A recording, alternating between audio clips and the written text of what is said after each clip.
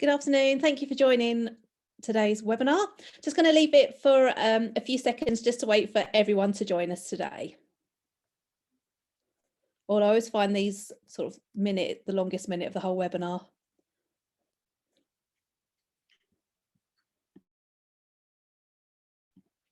So lovely to see so many people joining today. I think we all need a bit of this session. I know I do, because I've had a stressful couple of hours with technology. So this is the perfect time for me, I think.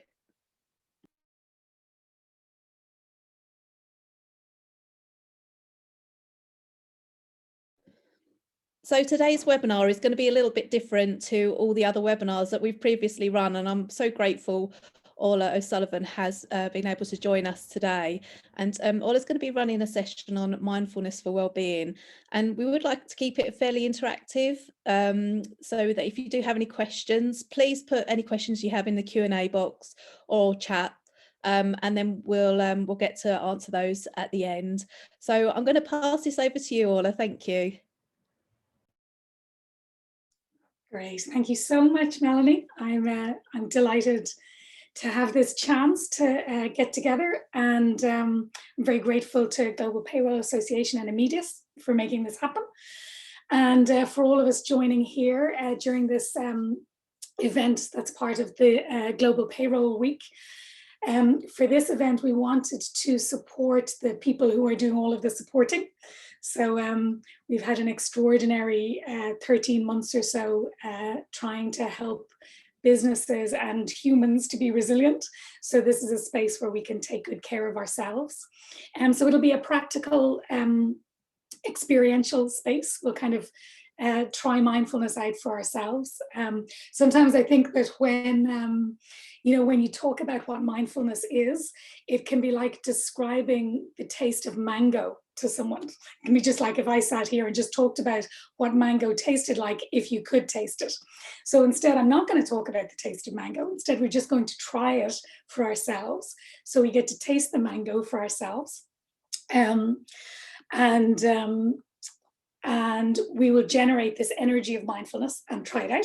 So you can allow yourself to be really comfortable. You don't need to be able to even see the screen. So you can, if you are within sight of a window, you can gaze out the window. If you have the chance to lie down, that's fine too.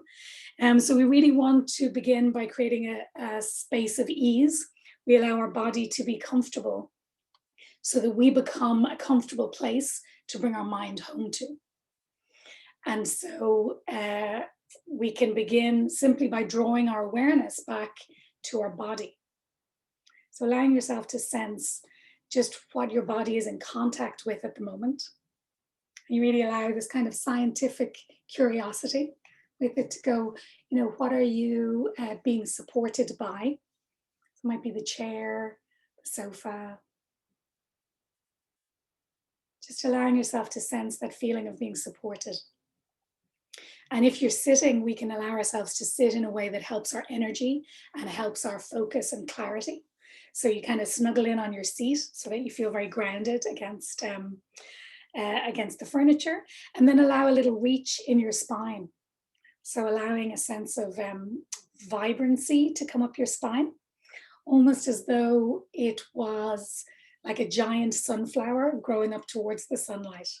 So your spine has this beautiful reach in it, and that creates a very stable sense of uprightness.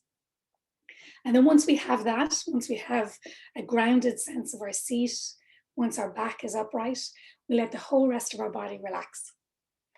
So taking a moment to rest your head and neck.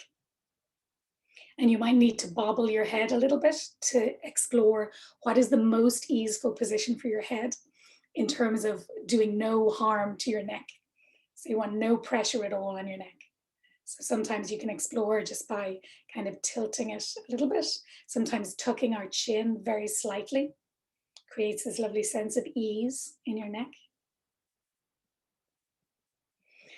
And then sinking our awareness down, so past our face, so aware of your forehead, your eyes, your mouth and jaw, down past your throat and neck, down into your upper chest, and sensing your breath coming and going in its own perfect time. and sinking your awareness further down, so past your belly button, washing over your hips, soaking down through your legs, so through your thighs, your knees, your calves, your ankles, and pouring your awareness into your 2 feet so that you can sense your right foot and your left foot. And if your mind is feeling busy, I would suggest wiggling your toes vigorously. So you can give your toes a good wiggle. It's a great way of helping to embody ourselves, simply allowing your toes to touch whatever they're in contact with. Might be the texture of sock, they might be aware of shoes around them. And then allowing your body to rest. And we'll take a closer look, maybe sensing our right foot.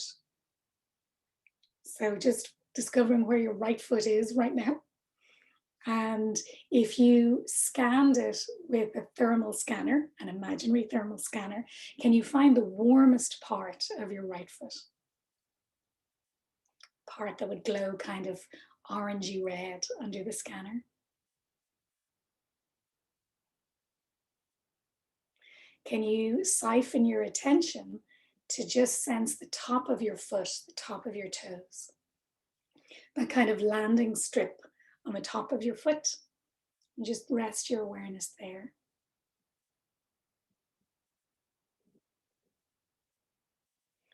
And then drawing back to the heel. Can you isolate your attention just on the heel of your foot? Just for a moment.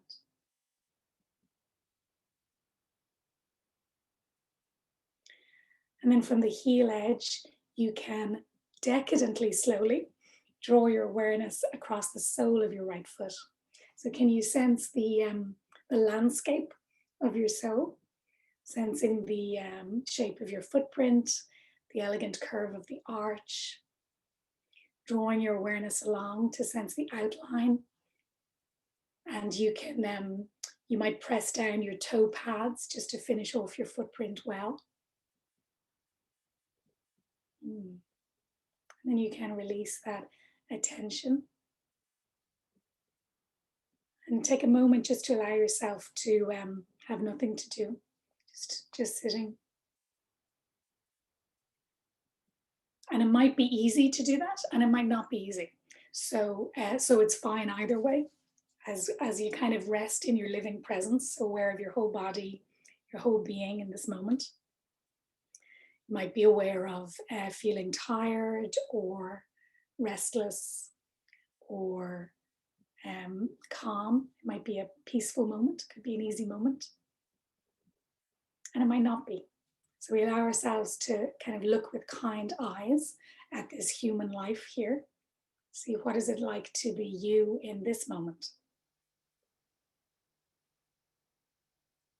Sensing the sense of opening and expansion with your in-breath. And the sense of letting go and release with your out-breath.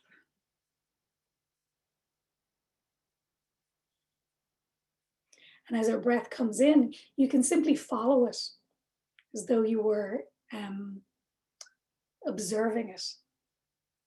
So you can follow your in-breath all the way in to the moment where it becomes something different. And then it's an out-breath. And then you can follow your out-breath all the way out.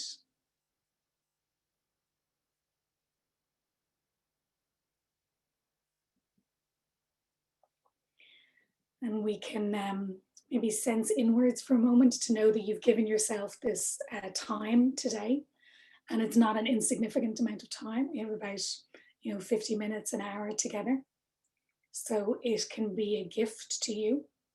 You might think, well, what would I like to experience from this time? Hour of my life.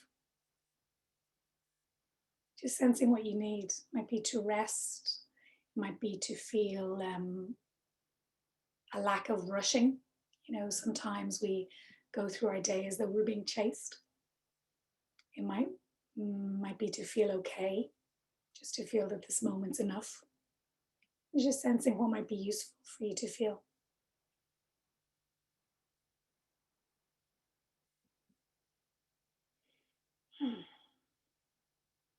and you can release your attention. So what we're going to explore is little bits of micro mindfulness together, so that you can see how it feels in your body for yourself. And we always start by stopping. So with mindfulness practice, the first thing that we do is interrupt the momentum, the habitual thinking, all of our autopilot behavior.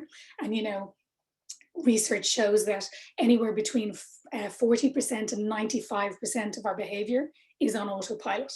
So it's a shocking amount of our day, of our life, where we're just kind of caught in habitual reaction. And mindfulness, we try and interrupt that very strongly. So we start by stopping.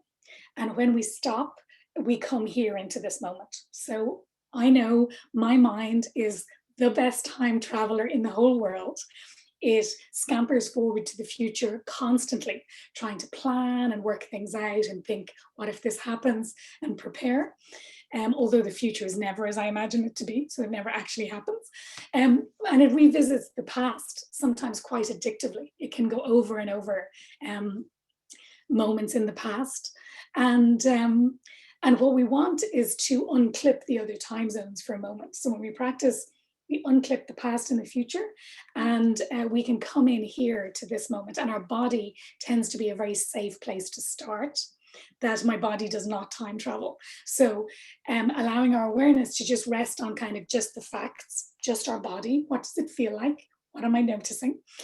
Is a great way to begin to anchor ourselves into this moment. Research in how distracted we are is quite depressing at times. We can spend about 47% of our day not in our body with us in that moment. That if we're walking towards something, we're already inside the building. If the phone rings, we're already imagining the conversation or the thing that we haven't read yet or the email we haven't responded to. So we spend a lot of our time distracted. And what we know is that a wandering mind is an unhappy mind. So as human beings, we can really have an effect on our well-being if we can begin to train ourselves to rest our attention wherever we want to rest it during our day. And the average attention span of a human being at the moment is about 8 seconds. So we can hold our attention for about 8 seconds at a time, which means that goldfish outperform us.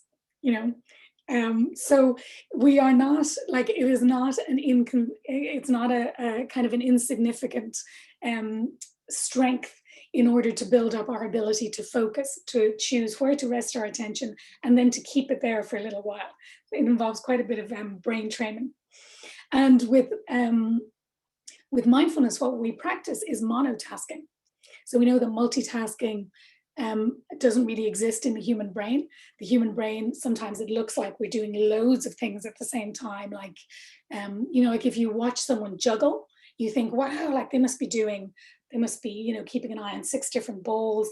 Both hands are moving in opposite directions. But actually their brain just does one thing at a time. Just looks at that ball, looks at this ball, moves this hand upwards. And it's just that it switches so quickly that it appears completely seamless to us. But what it means for the human brain is that every time we switch our attention, it takes us energy to switch our attention. So, at our best at work, I feel that we don't look like we're juggling a lot. It's not as graceful as that, but we are constantly throwing away energy by switching from one task to another. So learning how to monotask can really help to protect our energy, and it allows us to be like vastly more successful in terms of our to-do list and what we want to get done on any given day.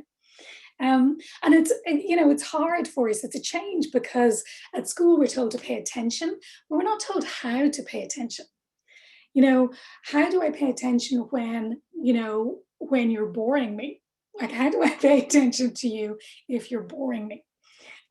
Or when I feel hungry, or if I'm also worried about something else, if I have a sense of something looming, how can I draw together the energy of my attention in that way. So with mindfulness, we begin by coming into our body. We allow ourselves to feel at ease because we don't want to be a place of war. So we want to cease the struggle. We want to be a good place to come home to. And sometimes it's described as two wings of a bird, that the first wing is like super clear seeing. It's very kind of Zen, insight, clarity. I understand this moment and I see it clearly. But if that's all we do, that can be a little harsh, like the lights of an operating theater, can just be a little bit stark as a place to be. And the other wing of the bird is all about heartfulness. So it's all about being able to take care of whatever exists in this moment.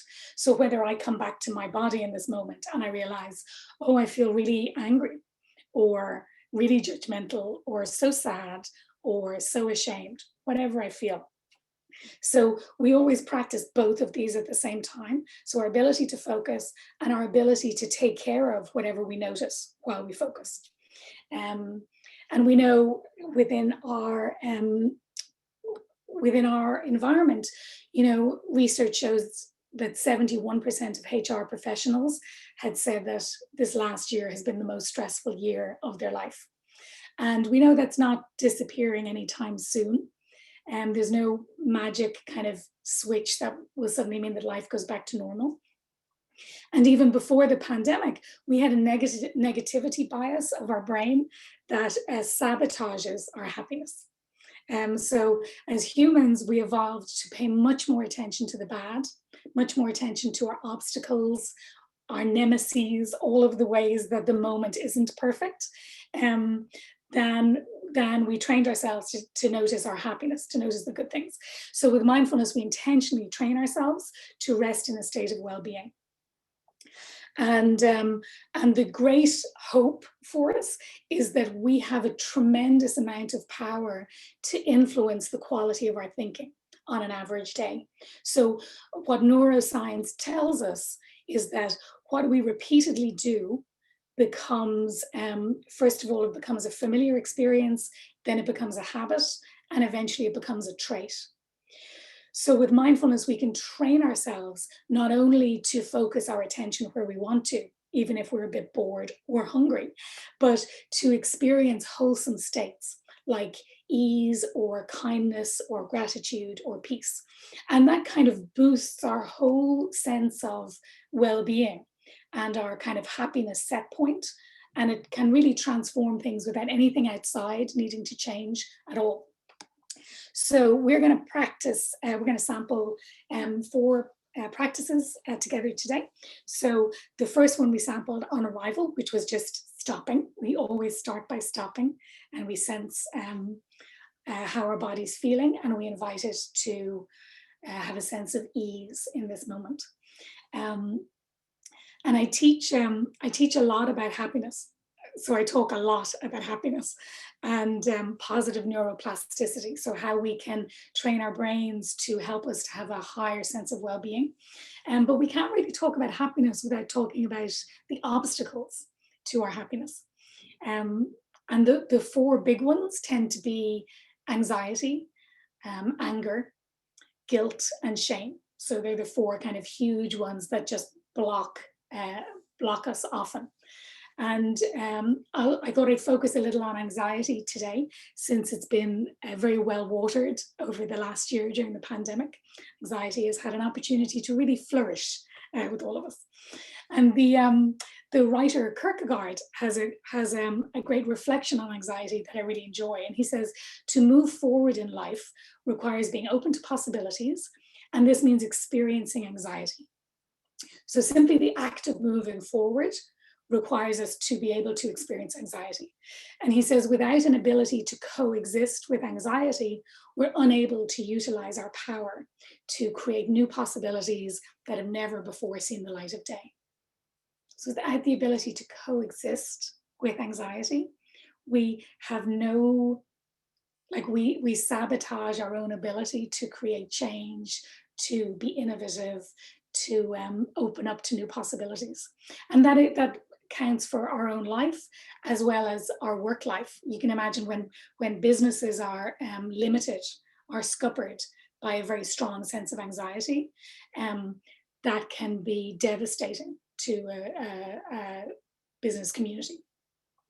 So anxiety in itself, when we look at it, not so much of a problem. Anxiety has a wisdom underneath it that is there to keep us safe. That's really all anxiety wants. So worry comes up in order to keep you safe. And worry's job is just to worry. So I work from people who are age 3 to age like 83. And everyone worries, like the whole way through their lives. And the object of the worry changes all the time. So when I'm 5, I might be worried about the dark. When I'm 15, I might be worried about, not being invited to a birthday party. And then as I grow into my life, I'll worry about different things, up to, I need to get a hip replacement. I hope that goes okay. So there's nothing wrong with worry in itself. What's wrong when it becomes debilitating is when it becomes overwatered, like it's been overfed. So if you imagine our life as a garden, there's one monstrous plant in the garden that is sucking up all the sunlight, all the nutrition, all of the moisture. So when worry is overwatered, it tends to mean that many other things are malnourished. So things like hope, which is so important for us to have a sense of flourishing. Our ability to feel hope is so important to us. Our ability to feel safe, our ability to feel peace or at ease. So mindfulness, we explore how do we coexist with these things. So anxiety isn't going away. And its job is not to relax. Like anxiety's job is to worry. So that's fine.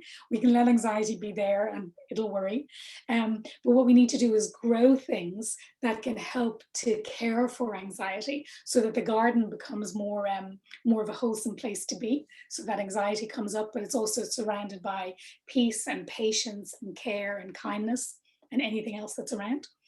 And the writer, Jodi Picoult, describes anxiety like a rocking chair. She says anxiety is like a rocking chair, that it gives you something to do, but you're not really getting anywhere. So anxiety has this kind of repetitious momentum, and it can be a very strong current, very strong energy. And when we look to taking care of it, we need to look to the quality of our thinking. What is the quality of our thinking and where are we placing our attention? Any of us on any given day would think between about 50,000 and 80,000 thoughts. So the human brain does a massive amount of thinking, 50,000 to 80,000 thoughts every single day. And most of those thoughts that you're thinking today, you thought yesterday. So it's not new thinking. So most of the thoughts, just repetition, they're just the thoughts that I think. And the vast majority of those thoughts are not helpful at all. They're not useful to you. So that, there are a few thoughts that are really useful to us. There are thoughts that keep us safe, like looking both ways before we cross a road. There are some thoughts that help us solve problems. There are thoughts that can improve our quality of happiness, but the vast majority of our thinking, so about 70% of our thoughts, are negative on an average day. And about 70% of our day is not negative. So you can tell the thought is different from the reality. And we tend to believe everything that we think. So if I have a thought that's like, oh, what if that happens? My body believes that thought straight away. So when I have a what if thought, actually my heart rate picks up a little bit, my breathing becomes a little more shallow, and like different enzymes are released in my body to help me prepare for this imaginary thing that hasn't happened. So we need to learn how to take care of our thinking, that your thoughts are very real, but not necessarily true. And with mindfulness, we do a lot of kind of shepherding of our thoughts to know what thoughts to believe in and what thoughts we should simply withdraw our belief in. So it doesn't stop the thinking, but we're not hooked by it. We don't need to believe certain thoughts. And neuroscience is constantly reaffirming this, you know, and Aristotle said it, the Buddha said it, everybody said it, that, you know, where we repeatedly rest our attention becomes familiar, then it becomes a habit, and then it becomes a trait. It simply becomes who we are. So we need to be very careful what we're thinking, because eventually thoughts that are repeated become who we are, and our body's always listening to our thinking. So if we're thinking very toxic thoughts, our body believes that it's in a very, very toxic place right now. So the great news about neuroplasticity is that there's a lot up for grabs. We can become much more able, much more skilled at experiencing wholesome emotions that are good for our cardiovascular health, good for our lifespan. We tend to live a bit longer, sometimes up to 4 years. Good for a sense of depression, isolation, all of these things. So by taking care of our thinking, we can really help ourselves to live a happier life. So let's practice again. And you can, again, come back into a comfortable seat. So whether you're sitting or stretching out, just take a moment to assess, you know, because it might have changed since the last time you were comfortable, to go, well, what would being really comfortable be like now? And if you're sitting in a chair, you can allow your seat to be snuggled in, allow there to be a sense of vibrancy in your spine, so that your back is upright and your front is open, so that your lungs can breathe effortlessly.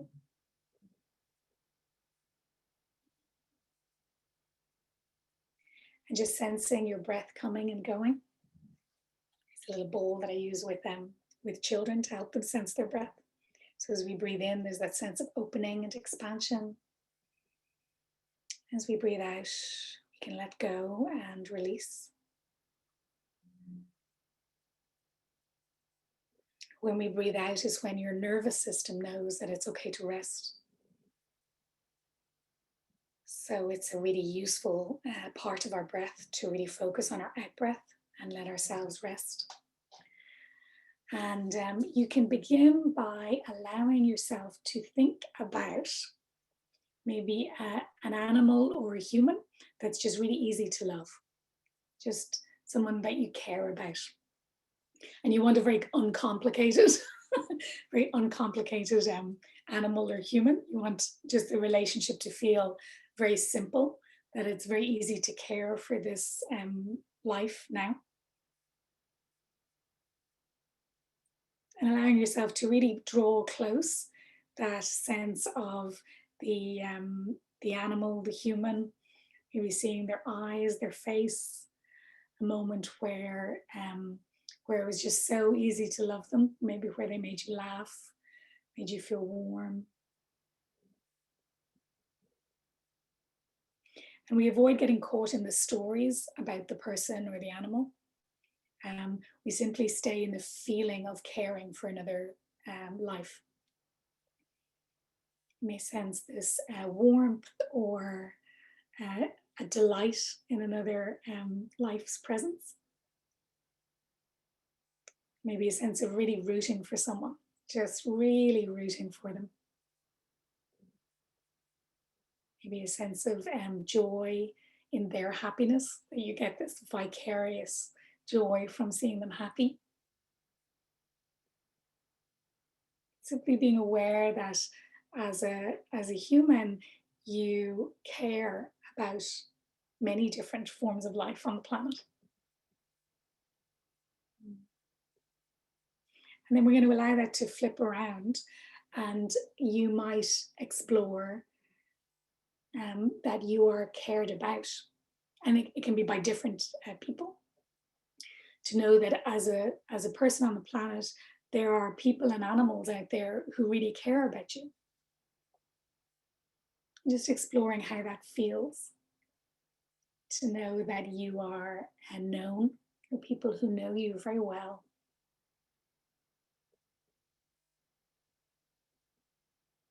That you are liked by some people. You're really cared for. Maybe there are people and animals who really appreciate you. maybe people who really treasure you, like really just they're rooting for your well-being. And allow yourself to sense how that feels in your body, to feel cared for. And again, we can kind of scan down. So you might scan down through your face, just sensing how does your face feel, your forehead, your eyes, your lips and jaw. How does your face feel when you're cared for? And scanning down to your upper chest, your heart. How does it feel to know you're cared for? And you can kind of widen out the sense to see where else in your body you can find that. Where does that feeling of being cared for live in your body? We tend to have a different kind of symptom picture for each emotion.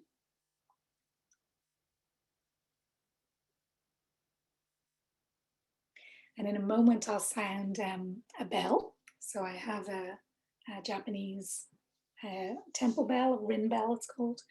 And its only job is to support us in our practice, to call us back to this moment. So in a moment, it'll create kind of a ripply sound going through. And you can allow yourself simply to kind of bask in the residue of caring and being cared for, letting the bell sound fade away in its own time.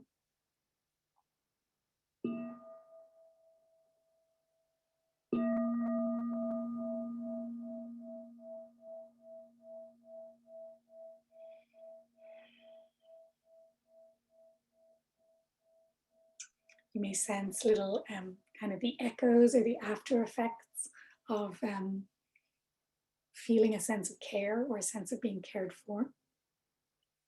And what has happened neurologically is that by deliberately experiencing a sense of kindness and care, either offering or being or receiving, you've made yourself more vulnerable to that feeling for several hours. So each of us, having done that, are now a tiny bit more vulnerable to caring, to caring about anything for several hours. And this is how it goes from being an experience to being a trait, that over and over again, we simply make ourselves more vulnerable to wholesome emotions, to wholesome states and wholesome experiences.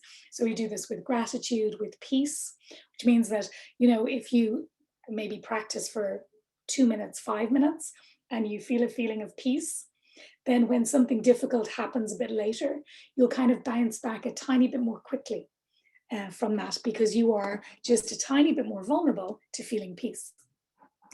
And what this means in the workplace is that we need the opportunities to experience over and over and over again wholesome states. It doesn't take a long time to do. But we need repetition, consistent repetition. So there's some great Harvard research from a few years back where people practice mindfulness, and we went through an 8-week program. On average, they practiced 27 minutes a day. So some did 5 minutes, some did an hour. And there were lots of subtle brain changes, but there were 2 major brain changes. So one was that the amygdala of people's brains got a little bit smaller, which is actually very good for this part of your brain to get a little smaller, because your amygdala tells you how awful life is at any moment, how worried you should be at any moment.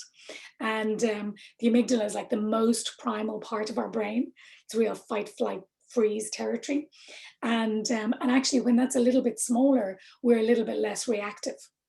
And the second part of the brain that changed a little was the prefrontal cortex, so the part of the brain behind our forehead, which is where all of our executive thinking lives, a lot of our executive function, weighing decisions, strategizing and planning.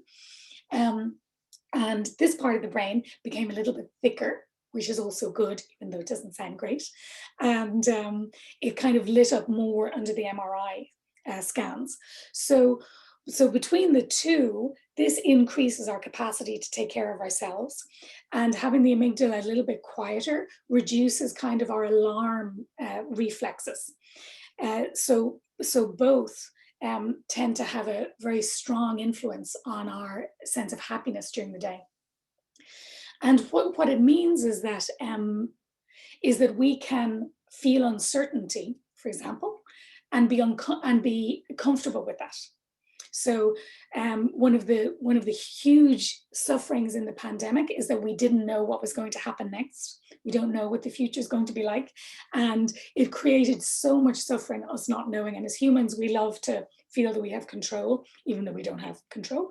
But with mindfulness practice, because we can take care of our thinking and our feelings, we can care for the discomfort that comes with not knowing. And that allows us to really be present, even though we don't have the answers to everything. So without knowing something for sure, it means that we can stay in the room with it and still consider it. So what our habit tends to be is that we just try and shut it down all the time. So we go, well, let's just decide something now, because we just don't like uncertainty. And that means that we can make very poor decisions. And like most initiatives to change in an organization tend to not stick, because we haven't allowed ourselves to be comfortable with uncertainty, to try something, and also to think slowly what we're planning. And what it means is in an organization, when we can be comfortable with uncertainty, is that we can be vision-led rather than being problem-driven. So rather than being completely reactive to problems, which is where like a lot of our day can feel like we're firefighting, that actually we have the capacity to hold a larger perspective and to hold on to a vision and to work towards that. So with our own feelings of anger, frustration, judgment, fear, with this practice, we learn to attend and befriend them. So we kind of learn how to sit beside them and to take care of them so that they are not in control of us. It is not the tail wagging the dog. And that gives us a very strong capacity for managing every day. So John Kabat-Zinn has this phrase like, we can't change the world, we can't change the waves, but you can learn to surf. And that's really what this attending and befriending comes like. It's not like we don't feel angry or frustrated or really worried. It's that we have the capacity to take care of that. And we know I am more than one feeling. We know I'm more than one thought of despair. I'm more than one hopeless thought. We don't need to believe everything we think. And it tends to create a kind of a core in which we can really thrive. And we also thrive as a whole person. We're not ignoring parts of ourselves. We're not turning our backs on ourselves. So I thought maybe we practice with anxiety often in two ways, or with anger. One is that we deliberately take care of the feeling itself, like you would deliberately evoke a sense of worry and then aim to care for that. And the other way is that we grow things that we know help take care of worry, that we grow other wholesome states in order to take care of this particular feeling. So we're going to do that now together, where we, this is meditation as nutrition. This is meditation as good nourishment. So just like our regular food, some stuff is junk food, quite toxic to us. And some stuff is like superfood that we take in, that we deliberately rest our attention on. So you can allow yourself to be comfortable once more. And again, looking with fresh eyes to go, well, what's most comfortable for my body in this moment? So that we allow the moment to be new, and that we allow ourselves to be new in this moment. So we allow kind of the whole thing to become fresh again. We're going to use our memory or an imagination. If you don't have a memory of what I'm talking about, you can also use your imagination. Your body doesn't know the difference, so it's great. And we'll evoke 4 different states and simply allow us to explore how it feels in our body. So I will begin with the sound of the bell. So again, snuggling in on your seat, allowing your spine to be upright. So we have this lovely sense of support. Allowing your front of your torso to be open so that your lungs can breathe so easily. Sense of opening and expansion with your in-breath. A sense of letting go and release with your out-breath.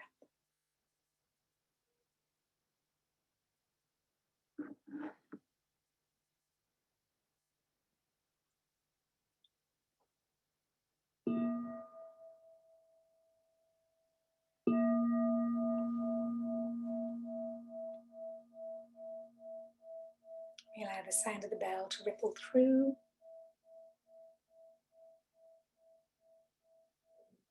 So we'll practice with 4 memory or imagination, imagined things, and we'll begin with the sense of a vast blue sky.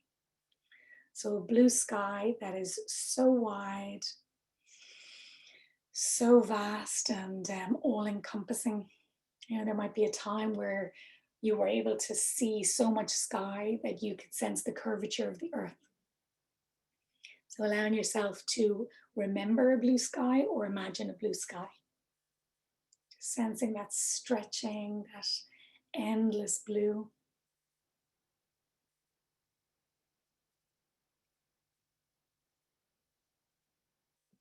And then as you feel that in your body, is it possible to sense the spaciousness that comes? Sense of spaciousness with having all the space you need. A sense of freedom. And again, you might feel spaciousness in your lungs, in your eyes, in your face, top of your shoulders, shoulder blades. Just explore your body a little bit to see where you sense your spaciousness.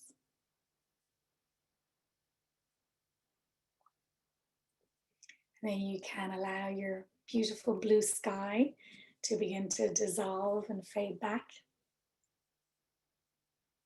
And we'll draw in the sense of sunset. There might have been a moment where we were able to watch the sun going down at the end of the day. Maybe feeling that sense of ease at the end of a day and experiencing this beautiful moment. Sky filled with color, the sun sinking below the horizon. Was it possible to feel a sense of ease?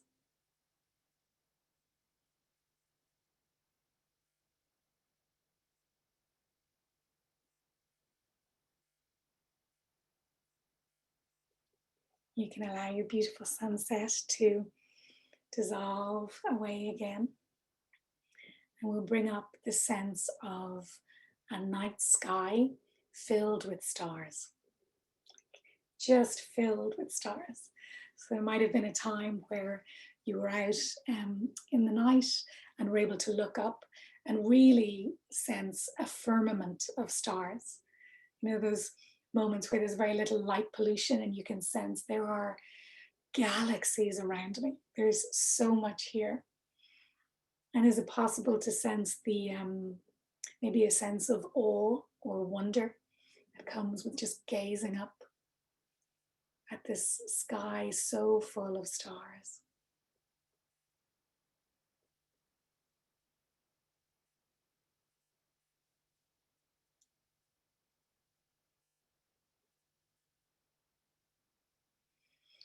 And then we can say goodbye to our night sky and allow it to dissolve back. And we'll bring in the sense of dawn, sense of very early morning.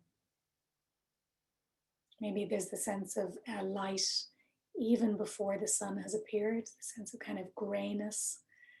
And then there may have been a day where we were able to watch the sun rising. This roses and peaches coming into the sky. Watching that extraordinary moment. Often it feels quite special because the rest of the world isn't awake yet. You feel very precious. And you feel that sense of maybe possibility, this new day beginning, and we're here to witness it. Sense of hope, or possibility for the day ahead.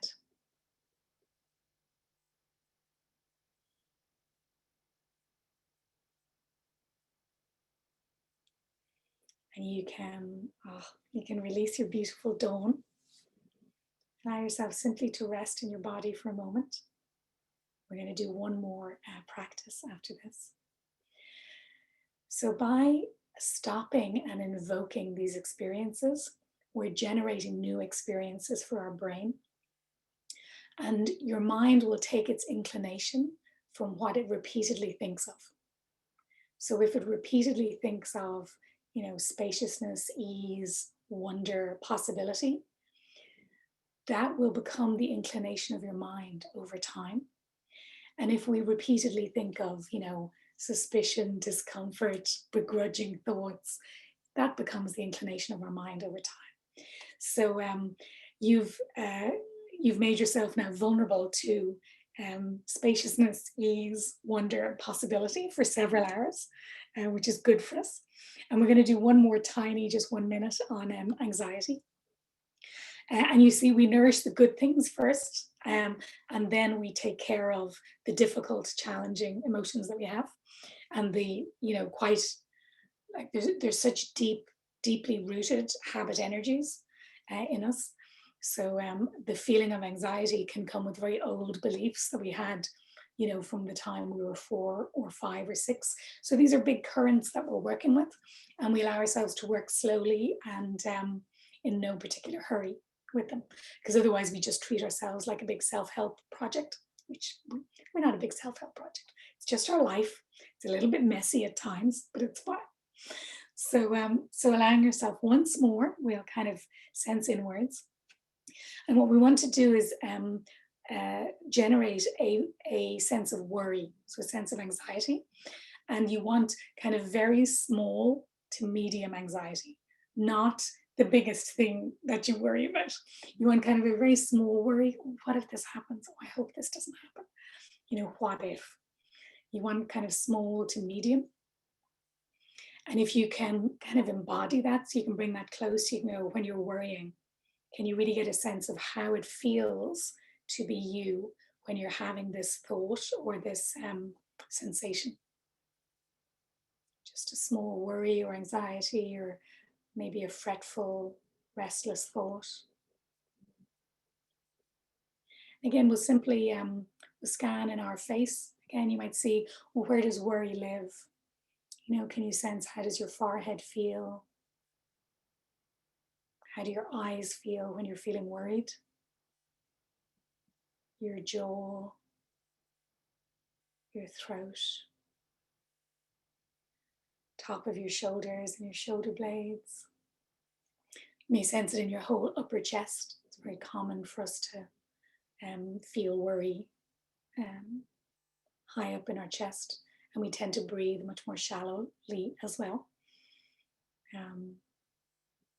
So just sensing how it feels, what that experience of worrying is like. And we try not to judge the worry. It's not whether it's likely, unlikely, like completely ridiculous, or I think this really will happen. We're not worried about judging the story at all. We're simply sensing how it feels in our body. We allow yourselves to look with the kindest, wisest part of you. And really just look with kind, wise eyes on this poor body that's suffering a little maybe from worry. Is it pleasant to worry? Is it a good feeling? And then explore, what would it be like to kind of draw all that worry together? So kind of gather it all together. You can cup it in your 2 hands. So just drawing all of the fretfulness, anxiety, worry, fear, drawing all of that together in your 2 hands and laying it down and taking a step back. Sometimes you might think of it as if worry was a coat, a woven coat of all of the worries, all of the fret. What would it be like to slip the coat off? Just let the coat fall down to the ground. And then what's true now without the feeling of anxiety? Is there a different relationship between what might happen without the actual worry about what might happen?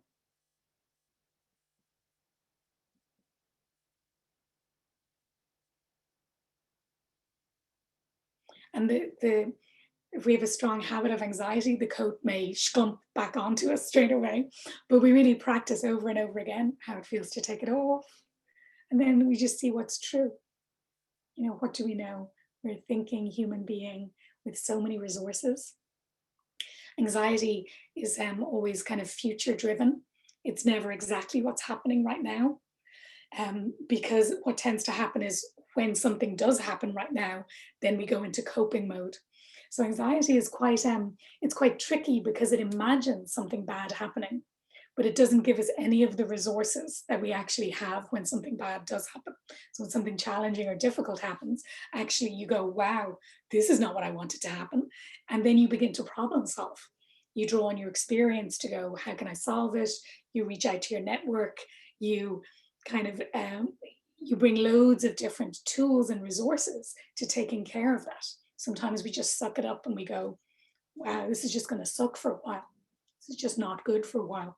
And that's another way. But anxiety never gets us to any of those ways of coping with it. It only arrives at the first, oh, what if that happened? So being able to take off anxiety and set it down can really help us to kind of visualize with a little more clarity, and also with a little more ease, that we know we can sense kind of how capable we are. Sense like we've been through extraordinary things and come through the other side. So there's a lot of resources that we have in a moment of challenge or difficulty or disappointment, that we can bring to that. So we know that we evolved to notice the problems, we overlearn from the negative, and we underlearn from the positive in our life. So we aim to make the negative a little less like Velcro. Our negative in our life tends to be like a super Velcro moment, and the positive tends to be, oh, Teflon. We're like, oh, whatever. But let me tell you about the problem of today. And so we deliberately reflect on the positive in order to have a more sane perspective on our day. Because often when one thing goes wrong in a day, we sum it up as like, wait till I tell you, my day was terrible. I had an awful day. And actually, when you dive in, like, that's not entirely true. Like, we might have had 5 minutes or half an hour that were really challenging. It was not what we wanted to happen. We might have had 2 hours that was like that, filled with tech problems. But actually, overall, like, what's the day been like? So with mindfulness, we always ask ourselves, like, and what happened next? You know, because we get stuck on what happened, this Velcro moment. This happened. I was burgled. Something else happened, you know? We're like, and then what happened next? Oh, then I tidied up and I claimed on insurance, and yeah, life went on. Then I wasn't burgled anymore. You know, so we have to keep allowing ourselves to move for these moments to be much more fluid than our brain allows them to be. Our brain can jump from Velcro to Velcro to Velcro, and then we have this quite diluted sense of our life. So with mindfulness, we open that up and really allow us to change and allow the moment to change. And what it tends to result in is that we have more clarity, we have much more cognitive flexibility, so more ability. It's sometimes called metacognition. We're aware of what we're thinking and feeling as we're thinking and feeling it, which is fabulous for all aspects of our life. We're able to shake off a setback more easily because we notice what happens next. We're stronger at focusing. Our cardiovascular response improves. Our immune response improves. Our creativity improves, and our levels of happiness go up. Anxiety and depression tends to drop, and nothing outside has to change. So our lives can be just as filled with annoying people and difficulties as they were before, but our experience of our daily life tends to be much more positive. So for the workplace, what it means is that we need opportunities to interrupt our momentum. You know, we have this autopilot behavior, and we want to just interrupt it whenever we can. We want our nervous system to have opportunities to know that it is a safe moment to rest. And that can just take one breath. It doesn't need a long time. We don't need a special room or anything. But we just need opportunities for our nervous systems to feel calm and soothed. And then we're much more open to learning, problem solving, and we have much more energy for our life. And there's loads of different ways that this can take shape in a workplace. And there's a lot for me about developing kind of the ethos of living in an awake, mindful way in the workplace, because we want each other to be happy and well. And so we can really help each other as teams, as an organization. There are many ways that we can help each other know that it's okay to take care of ourselves during the day. And when we can take care of our thinking, our habitual responses, a lot of possibility opens up to be well in all aspects of our life. So thank you so much for that giant experiment with me, for exploring that through, checking out little micro mindfulness in your body. And I'm really happy if there are questions or observations or reflections. You're very welcome to jump in now. Thank you so much. Oh, we haven't got any questions just yet, but we've had a lot of people saying thank you. I feel like I'm a bit too relaxed.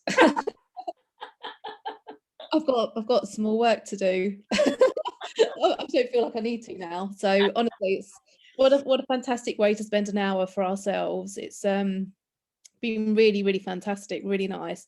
And we're actually having a lot of feedback. So yeah, everyone's really relaxed. So maybe we can bring you on every Friday.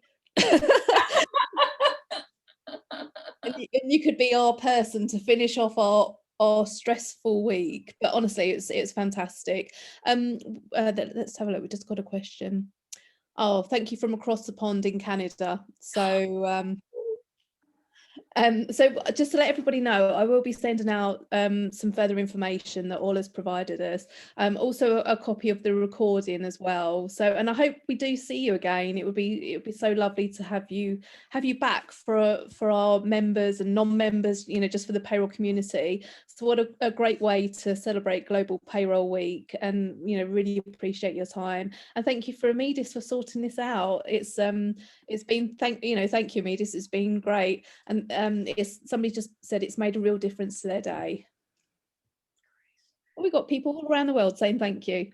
That's great. That's great. So I'll share on some, there's some guided practices online, that you can just have through the app Insight Timer on your phone, just to be able to take short little breaks during the day. Take good care of your heart. Well, thank you. And then hopefully, as things get back to normal, we'll still keep practicing this and, improve our lives. Okay, right. I'm sorry to say, I think we've come into an end now. Sorry, I feel like I don't want it to end, but thank you so much, Ola. And, we hope to see you soon. You're so welcome. Honestly, it's such a pleasure. And, to remember that self-care is not selfishness, that by taking good care of yourself, it's a gift to you, everyone in your life, your work, home, everyone benefits from you taking care of yourself. And do you know what? My other half would agree with that. So, especially when I'm a bit stressed, so definitely agree with that. So thank you so much. Okay, so we'll say goodbye for now, and hope to see you all very soon. Thank you. Take care. Bye.